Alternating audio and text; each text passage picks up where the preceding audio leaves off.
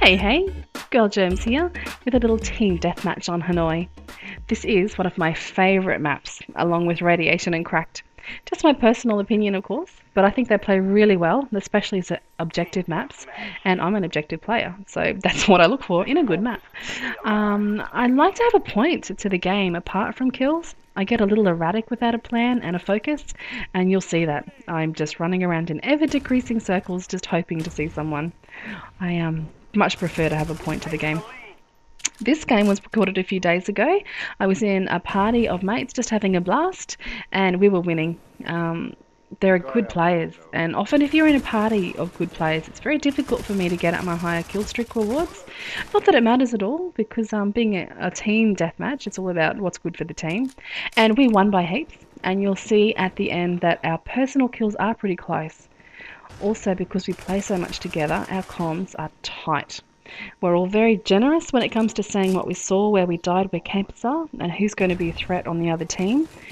Most of us are objective players, so that kind of thing is second nature. There are a lot of comms constantly.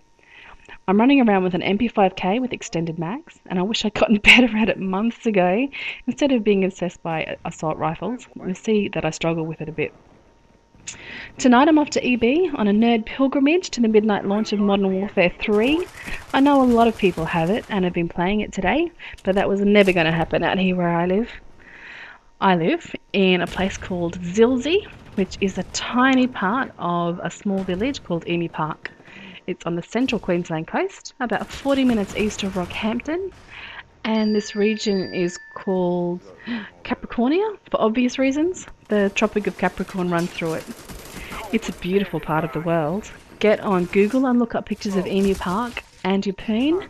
It's kind of breathtaking, really. And while you're at it, look up Torres Strait, where my people are from, because it's even more gorgeous than here. Here is pretty fabulous, though. It's a great place to live. I can't see the water from my house, but I can hear the waves, and there is always a sea breeze, and there's several bays within walking distance to take Bronson the Wonder Dog. And being an island girl, the salt water just does something to me. It makes my brain brighter, makes me more focused somehow, and the people out on the coast are so friendly too. It's completely different to Rockhampton out here. It really is an amazing place to be, and it wasn't. If I could get a job out here, I think I'd stay here forever. I've been trying to figure out what makes a place home. While I'm job searching, I've had lots of time for reflection, and I used to think that it was a person or family or a job, and I don't think that's it. It might be a combination of those things, but for me, at this point in my life, without the family I grew up with and not having a job at the moment, home is safety, in a word, also memories. Home is where my chosen family is. You know, the people who you can count on and who can count on you, but there's no actual blood there, those people. It's not necessarily a location. It's far more abstract than that and difficult to put into words. I'd love to hear your thoughts on what home means to you. I found it really, really hard to articulate.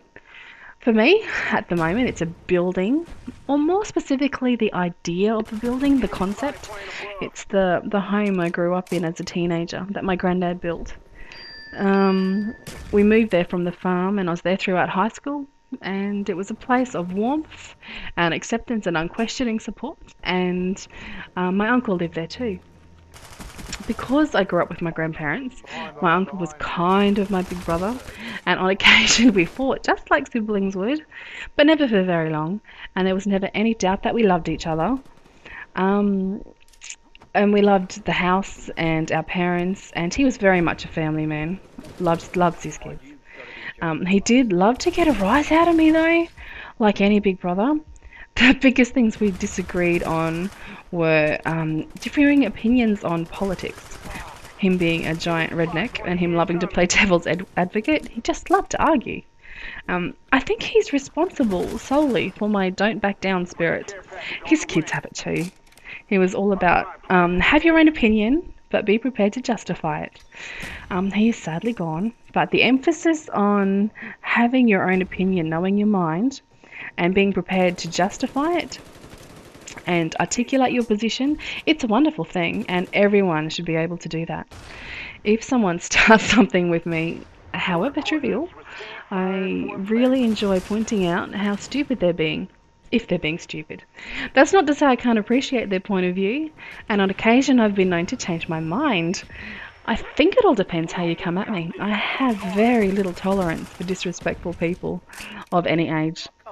On Xbox Live, this can mean calmly or not so calmly telling some noob why he's terrible, and often they've had a go at me first. You know, the classic and overused sandwich request? That pisses me off like nothing else. It's so cliche. I mean, if you're gonna talk crap at me from your anonymous little room with your sad little voice, at least try to be creative. You mightn't be able to tell through my commentaries, but I rage giant tirades of horribleness at people who talk shit at me online if they go to the sandwich line, or it's very bad for them. And also, if someone texts me garbage, if it's memorable, it'll turn up on my Twitter for other people to ridicule.